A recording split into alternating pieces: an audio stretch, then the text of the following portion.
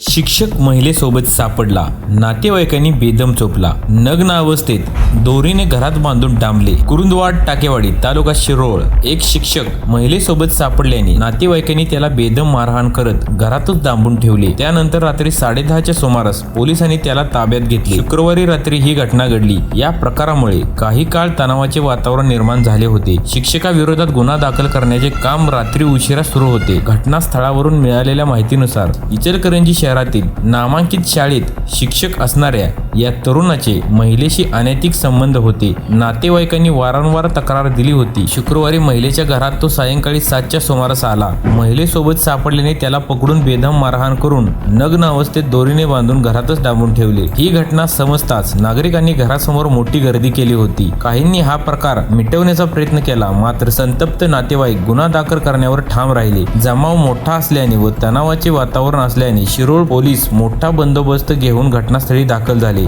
जमावाला हटवून व महिलेच्या नातलगांची समजूत काढत सुमारे 3 तासांनी त्या शिक्षकाला जमावाच्या तावडीतून सुटका करून पोलीस ठाण्यात नेण्यात आले व त्या शिक्षकावर कारवाई केली.